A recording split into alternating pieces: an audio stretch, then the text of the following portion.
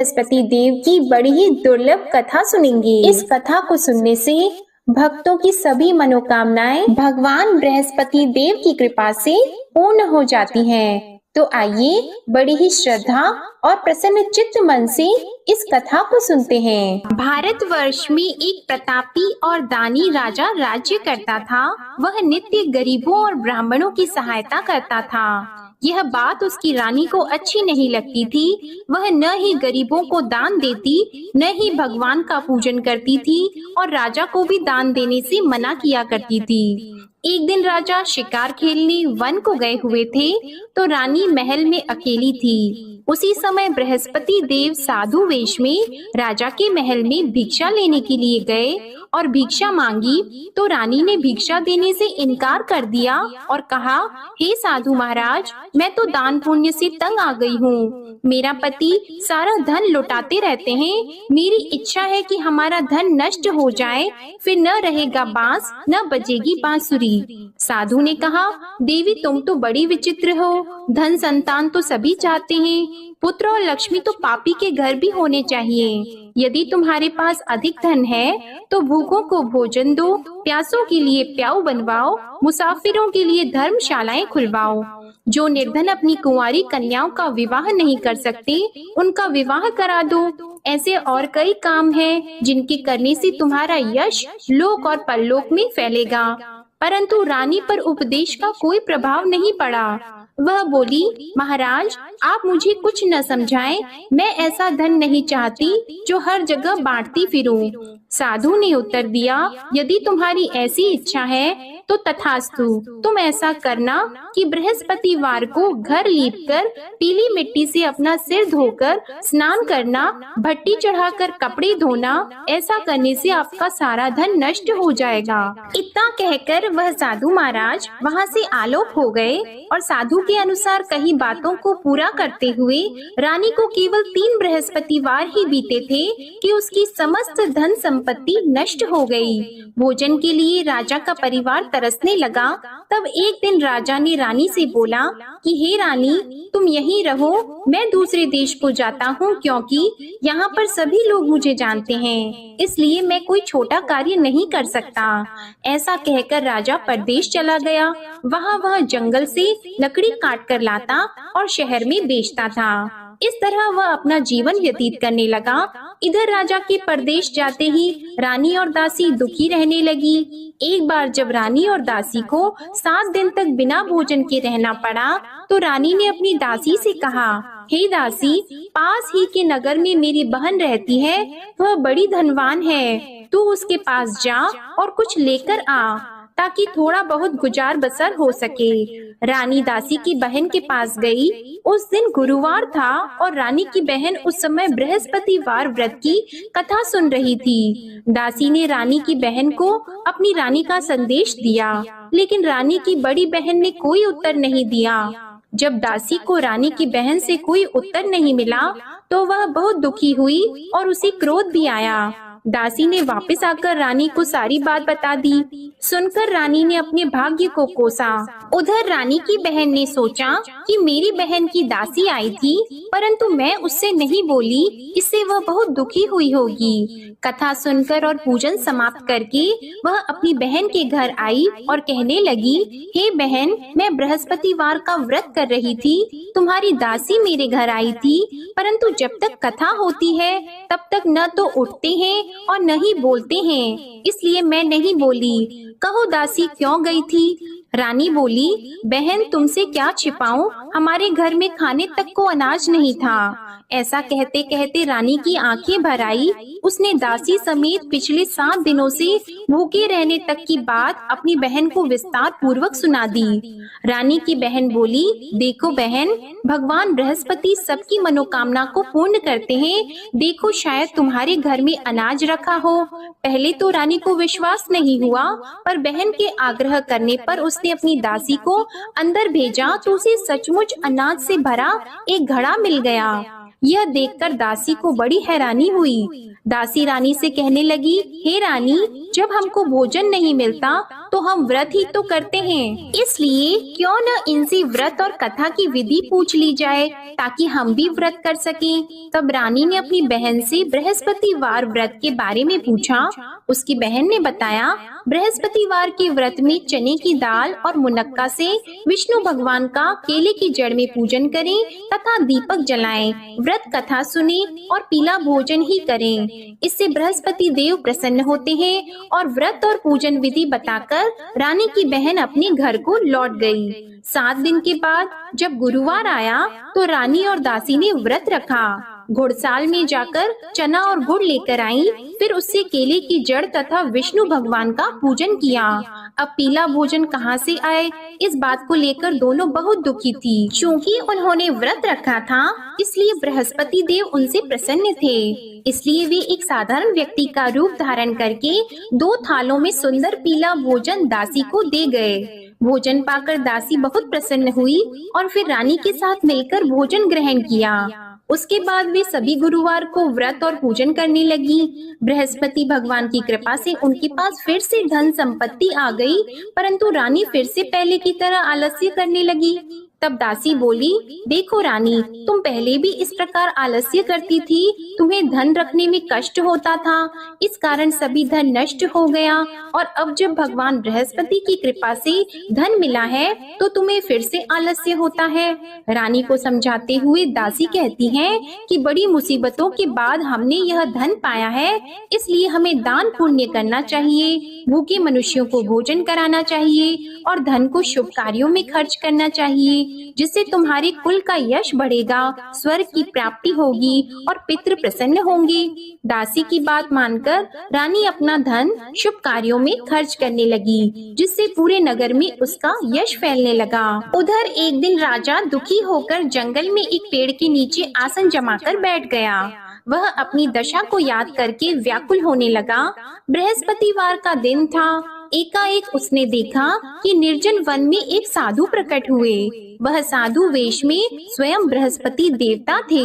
लकड़हारे के सामने आकर बोले, हे लकड़हारे, इस सुनसान जंगल में तू इतना चिंता मग्न क्यों बैठा है? लकड़हारे ने दोनों हाथ जोड़कर प्रणाम किया और उत्तर दिया, महात्मा जी, आप सब कुछ जानते हैं, मैं क्या कहूँ। यह कहकर रोने लगा और साधु को अपनी आत्म कथा सुनाई। महात्मा जी ने कहा, तुम्हारी स्त्री ने बृहस्पतिवार के दिन बृहस्पति भगवान का निरादर किया है, जिसके कारण रुष्ट होकर उन्होंने तुम्हारी यह दशा कर दी। अब तुम चिंता को दूर करके मेरे कहने पर चलो तो तुम्हारे सब कष्ट दूर हो जाएंगे और भगवान पहले से भी अधिक संपत्ति देंगे। तुम बृहस्पति के दिन कथा किया करो, 2 पैसे के चने मुनक्का लाकर उसका प्रसाद बनाओ और शुद्ध जल से लोटे में शक्कर मिलाकर अमृत तैयार करो। कथा के पश्चात अपने सारे परिवार और सुनने वाले प्रेमियों में अमृत व प्रसाद को बांटकर खुद भी ग्रहण करो। ऐसा करने से भगवान तुम्हारी सब मनोकामनाएं पूरी करेंगे। साधु के ऐसे वचन सुनकर लकड़हारा बोला, हे प्रभु, मुझे लकड़ी बेचकर इतना पैसा नहीं मिलता जिससे भोजन के उपरांत कुछ बचा सकूं। मैंने रात्रि में अपनी स्त्री को व्याकुल देखा है, मेरे पास कुछ भी नहीं जिससे मैं उसकी खबर मंगा सकूं। और फिर मैं बृहस्पति देव की क्या कहानी सुनूं? मुझको तो कुछ भी मालूम नहीं है। साधु ने कहा, हे लकड़हारी, तुम किसी बात की चिंता मत करो। बृहस्पतिवार के दिन तुम रोजाना की तरह लकड़ियां लेकर शहर को जाओ। तुमको रोज से दुगना धन प्राप्त होगा, जिससे तुम भली भांति भोजन कर लोगे और बृहस्पति देव की पूजा का सामान भी आ जाएगा। बृहस्पति देव की कथा इस प्रकार है, सुनो। प्राचीन काल में एक ब्राह्मण रहता था। वह बहुत निर्धन था। उसकी कोई संतान नहीं थी। उसकी स्त्री बहुत मलिनता के साथ रहती थी। वह स्नान नहीं करती, किसी देवता का पूजन नहीं करती। इससे ब्राह्मण देवता बड़े दुखी थे। बेचारे बहुत कुछ कहते थे, किंतु उसका कुछ परिणाम नहीं निकला। भगवान की कृपा से ब्राह्मण की स्त्री के कन्या रूपी रत्न पैदा हुआ। कन्या बड़ी होने पर प्रातः स्नान करके विष्णु भगवान का जाप और बृहस्पतिवार का व्रत करने लगी। अपने पूजन पाठ को समाप्त करके विद्यालय जाती तो अपनी मुट्ठी में जौ भर के ले जाती और पाठशाला के मार्ग में डालती जाती। तब ये जौ स्वर्ण के हो जाते तो लौटते समय उनको बीन कर घर ले आती। एक दिन वह बालिका सूप में उस सोने की जौ को फटक कर साफ कर रही थी कि उसके पिता ने देख लिया और कहा, हे बेटी, सोने की जौ के लिए सोने का सूप होना चाहिए। दूसरे दिन बृहस्पतिवार था। इस कन्या ने व्रत रखा और बृहस्पति देव से प्रार्थना करके कहा, मैंने आपकी पूजा सच्चे मन से की है तो मेरे लिए सोने का सूप दे दो। बृहस्पति देव ने उसकी प्रार्थना स्वीकार कर ली। रोजाना की तरह वह कन्या जौ फैलाती हुई जाने लगी। जब लौटकर जौ बीन रही थी तो बृहस्पति देव की कृपा से सोने का सूप मिला। उसे वह घर ले आई और उसमें जौ साफ करने लगी, परंतु उसकी माँ का वही ढंग रहा।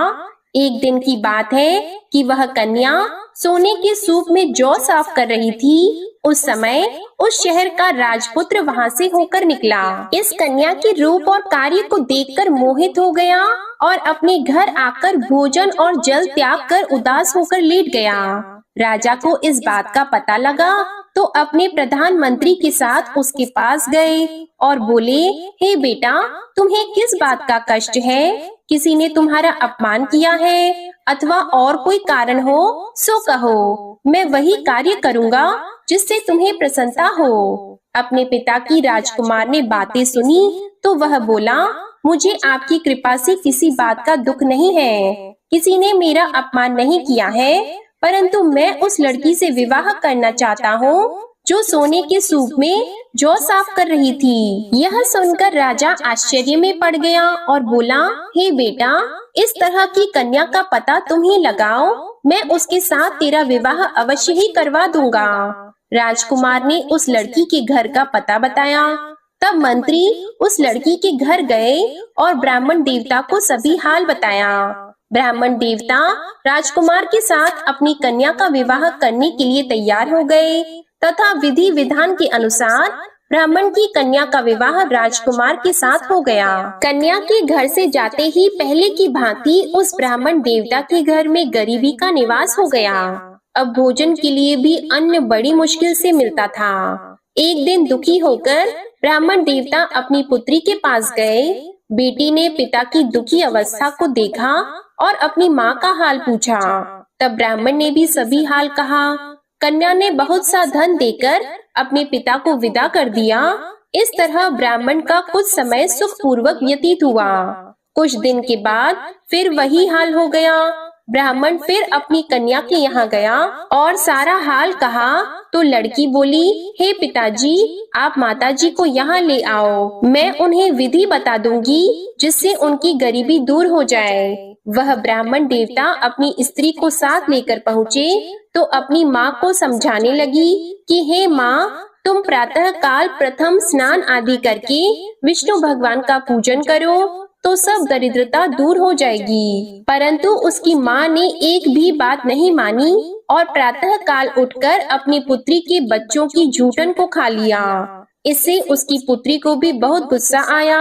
उसने एक रात को एक कोठरी से सारा सामान निकाल दिया और अपनी माँ को उसमें बंद कर दिया। प्रातः उसमें से उसे निकाला तो स्नान आदि करा के पूजा पाठ करवाया तो उसकी माँ की बुद्धि ठीक हो गई। इसके बाद वह नियम से पूजा पाठ करती और प्रत्येक बृहस्पतिवार को व्रत रखने लगी। इस व्रत के प्रभाव से उसकी माता और पिता बहुत ही धनवान और पुत्रवान हो गए और बृहस्पति देवता के प्रभाव से इस लोक के सुख को भोगकर अंत में स्वर्ग को प्राप्त हुए। इस तरह कहानी कहकर साधु देवता वहाँ से अंतर्ध्यान हो गए। धीरे धीरे समय व्यतीत होने पर फिर वही बृहस्पतिवार का दिन आया। लकड़हारा जंगल से लकड़ी काटकर किसी शहर में बेचने गया। उसे उस दिन और दिन से अधिक पैसा मिला। राजा ने चना गुड़ आदि लाकर गुरुवार का व्रत किया। उस दिन से उसके सभी क्लेश दूर हो गए।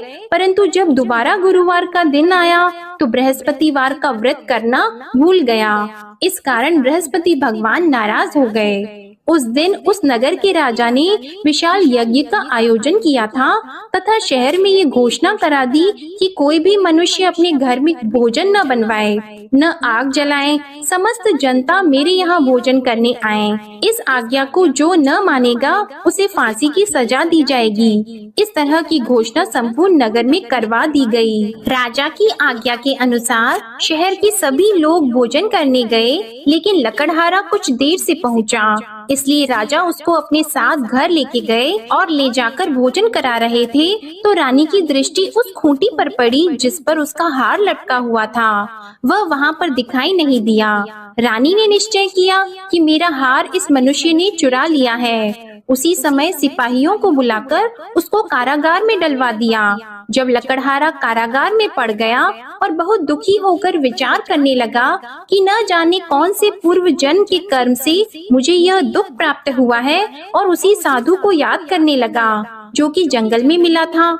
उसी समय तत्काल बृहस्पति देव साधु के रूप में प्रकट हुए और उसकी दशा को देखकर कहने लगे, अरे मूर्ख, तूने बृहस्पति देव की कथा नहीं करी, इस कारण तुझे दुख प्राप्त हुआ है।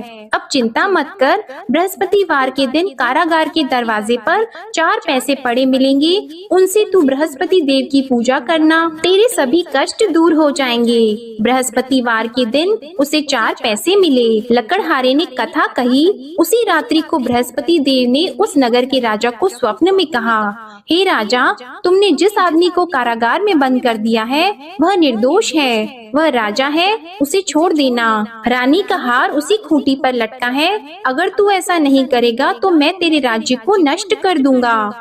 इस तरह रात्रि के स्वप्न को देखकर राजा प्रातः काल उठा और खूंटी पर हार देखकर लकड़हारे को बुलाकर क्षमा मांगी और लकड़हारे को योग्य सुंदर वस्त्र आभूषण देकर विदा कर दिया। बृहस्पति देव की आज्ञा के अनुसार लकड़हारा अपने नगर को चल दिया। राजा जब अपने नगर के निकट पहुंचा तो उसे बड़ा आश्चर्य हुआ। नगर में पहले से अधिक बाग, तालाब, कुएं तथा बहुत सी धर्मशाला, मंदिर आदि बन गई हैं। राजा ने पूछा, यह किसका बाग और धर्मशाला है? तब नगर के सब लोग कहने लगे, यह सब रानी और बंदी के हैं। तो राजा को आश्चर्य हुआ और गुस्सा भी आया। जब रानी ने यह खबर सुनी कि राजा आ रहे हैं तो उन्होंने दासी से कहा, हे दासी, देख राजा हमको कितनी बुरी हालत में छोड़ गए थे, हमारी ऐसी हालत देखकर वह लौट न जाएं, इसलिए तू दरवाजे पर खड़ी हो जा। आज्ञा के अनुसार दासी दरवाजे पर खड़ी हो गई। राजा आए तो उन्हें अपने साथ लेकर आई। तब राजा ने क्रोध करके अपनी रानी से पूछा कि यह धन तुम्हें कैसे प्राप्त हुआ है? तब उन्होंने कहा, हमें यह सब धन बृहस्पति देव के इस व्रत के प्रभाव से प्राप्त हुआ है। राजा ने निश्चय किया कि 7 रोज बाद तो सभी बृहस्पति देव का पूजन करते हैं, परंतु मैं प्रतिदिन दिन में 3 बार कहानी और रोज व्रत किया करूंगा। अब हर समय राजा के दुपट्टे में चने की दाल बंधी रहती और दिन में 3 बार कहानी कहते। एक रोज राजा ने विचार किया कि चलो अपनी बहन के यहाँ हो आवे। इस तरह निश्चय करके राजा घोड़े पर सवार होकर अपनी बहन के यहाँ को चलने लगा। मार्ग में उसने देखा कि कुछ आदमी एक मुर्दे को लिए जा रहे हैं। उन्हें रोककर राजा कहने लगा, अरे भाइयों, मेरी बृहस्पति देव की कथा सुन लो। वे बोले, लो हमारा तो आदमी मर गया है, इसको अपनी कथा की पड़ी है। परंतु कुछ आदमी बोले, अच्छा कहो, हम तुम्हारी कथा भी सुनेंगे। राजा ने दाल निकाली और जब कथा आधी हुई थी कि मुर्दा हिलने लग गया, और जब कथा समाप्त हो गई तो राम राम करके मनुष्य उठकर खड़ा हो गया। आगे मार्ग में उसे एक किसान खेत में हल चलाता मिला तो राजा ने उसे देखकर बोला, अरे भैया, तुम मेरी बृहस्पतिवार की कथा सुन लो। किसान बोला, जब तक मैं तेरी कथा सुनूंगा तब तक 4 हरैया जोत लूंगा, जा अपनी कथा किसी और को सुनाना। इस तरह राजा आगे चलने लगा। राजा के हटते ही बैल पछाड़ खाकर गिर गए और किसान के पेट में बड़ी जोर का दर्द होने लगा। उस समय उसकी माँ रोटी लेकर आई और उसने जब यह देखा तो अपने पुत्र से सब हाल पूछा और बेटे ने सभी हाल कह दिया। तो बुढ़िया दौड़ी दौड़ी उस घुड़सवार के पास गई और उससे बोली कि मैं तेरी कथा सुनूंगी, तू अपनी कथा मेरे खेत पर चलकर ही कहना। राजा ने बुढ़िया के खेत पर जाकर कथा कही, जिसके सुनते ही वह बैल उठकर खड़े हुए तथा किसान के पेट का दर्द भी बंद हो गया। राजा अपनी बहन के घर पहुंचा। बहन ने भाई की खूब मेहमानी की। दूसरे रोज प्रातः काल राजा जगा तो वह देखने लगा कि सब लोग भोजन कर रहे हैं। राजा ने अपनी बहन से कहा, ऐसा कोई मनुष्य है जिसने भोजन नहीं किया हो? मेरे बृहस्पतिवार की कथा सुन ले। बहन बोली, हे भैया, यह देश ऐसा है कि पहले यहाँ लोग भोजन करते हैं, बाद में अन्य काम करते हैं। अगर कोई पड़ोस में हो तो देख आऊं। वह ऐसा कहकर देखने चली गई, परंतु उसे कोई ऐसा व्यक्ति नहीं मिला जिसने भोजन न किया हो। अतः वह एक कुम्हार के घर गई जिसका लड़का बीमार था। उसे मालूम हुआ कि उनके यहाँ 3 रोज से किसी ने भोजन नहीं किया है। रानी ने अपने भाई की कथा सुनने के लिए कुम्हार से कहा। वह तैयार हो गया। राजा ने जाकर बृहस्पतिवार की कथा कही, जिसको सुनकर उसका लड़का ठीक हो गया। अब तो राजा की प्रशंसा होने लगी। एक रोज राजा ने अपनी बहन से कहा कि हे बहन, हम अपने घर को जाएंगे, तुम भी तैयार हो जाओ। राजा की बहन ने अपनी सास से कहा तो सास ने कहा, हाँ चली जा, परंतु अपने लड़कों को मत ले जाना, क्योंकि तेरे भाई की कोई औलाद नहीं है। बहन ने अपने भैया से कहा, हे भैया, मैं तो चलूंगी पर कोई बालक नहीं चलेगा। तो राजा बोला, जब कोई बालक नहीं चलेगा तब तुम ही क्या करोगी? बड़े दुखी मन से राजा अपने नगर को लौट आया। राजा ने अपनी रानी से कहा, हम निर्वंशी हैं, हमारा मुंह देखने का धर्म नहीं है और कुछ भोजन आदि नहीं किया है। रानी बोली, हे प्रभु, बृहस्पति देव ने हमें सब कुछ दिया है, वह हमें औलाद अवश्य देंगे। उसी रात को बृहस्पति देव ने राजा से स्वप्न में कहा, हे राजा उठो, सभी सोच त्याग दो, तेरी रानी गर्भ से है। राजा को यह बात सुनकर बड़ी खुशी हुई। 9वें महीने में उसके गर्भ से एक सुंदर पुत्र पैदा हुआ। तब राजा बोला, हे रानी, स्त्री बिना भोजन के रह सकती है, पर बिना कहे नहीं रह सकती। जब मेरी बहन आएगी तुम उससे कुछ मत कहना। रानी ने सुनकर हाँ कर दिया। जब राजा की बहन ने यह शुभ समाचार सुना तो वह बहुत खुश हुई और बधाई लेकर अपने भाई के यहाँ आई। तभी रानी ने कहा, घोड़ा चढ़कर तो नहीं आई है, गधा चढ़कर आई है। राजा की बहन बोली, भाभी, मैं इस प्रकार न कहती तो तुम्हें औलाद कैसे मिलती? बृहस्पति देव ऐसे ही हैं, जैसी जिसके मन में कामनाएं हैं सभी को पूर्ण करते हैं। जो सद्भावना पूर्वक बृहस्पतिवार का व्रत करता है एवं कथा पढ़ता है अथवा सुनता है, दूसरों को सुनाता है, बृहस्पति देव उनकी सभी मनोकामनाएं पूर्ण करते हैं। बृहस्पति देव उनकी सदैव रक्षा करते हैं। जो संसार में सद्भावना और सच्चे हृदय से बृहस्पति देव का पूजन करते हैं, उनकी सभी मनोकामनाएं उसी प्रकार पूर्ण होती हैं जैसे राजा और रानी ने बृहस्पति देव की कथा का गुणगान किया। उनकी सभी इच्छाएं बृहस्पति देव ने पूर्ण की। मनुष्य को हृदय से उनका मनन करते हुए जयकारा करना चाहिए। तो प्रेम से बोलिए, बृहस्पति देव की जय, विष्णु भगवान की जय, समस्त देवी देवताओं की जय। अब आप भगवान बृहस्पति देव की आरती श्रवण कीजिए। ओम जय बृहस्पति देवा, ओम जय बृहस्पति देवा, छिन्न छिन्न भोग लगाओ, कदली फल मेवा। ओम जय बृहस्पति देवा, तुम पूर्ण परमात्मा, तुम अंतर्यामी, जगत पिता जगदीश्वर, तुम सबके स्वामी। ओम जय बृहस्पति देवा, चरणामृत निज निर्मल, सब पातक हरता, सकल मनोरथ दायक, कृपा करो भरता। ओम जय बृहस्पति देवा, तन मन धन अर्पण कर, जो जन शरण पड़े, प्रभु प्रकट तब होकर, आकर द्वार खड़े। ओम जय बृहस्पति देवा, दीन दयाल दयानिधि, भक्तन हितकारी, पाप दोष सब हरता, भव बंधन हारी। ओम जय बृहस्पति देवा, सकल मनोरथ दायक सब संशय तारो, विषय विकार मिटाओ संतन सुखकारी। ओम जय बृहस्पति देवा, जो कोई आरती तेरी प्रेम सहित गावे, ज्येष्ठानंद बंद सो निश्चय ही पावे। ओम जय बृहस्पति देवा, ओम जय बृहस्पति देवा। प्रेम से बोलिए भगवान बृहस्पति देव की जय। बोलिए भगवान श्री लक्ष्मी नारायण जी की जय। आपको आज की कथा पसंद आए, आरती पसंद आए तो वीडियो को लाइक कीजिएगा, शेयर कीजिएगा, कमेंट में भगवान बृहस्पति देव जी की जय लिखिएगा और चैनल को भी सब्सक्राइब कीजिएगा। इसी के साथ आप हमारे चैनल पर पितृ पक्ष की कथा और आश्विन मास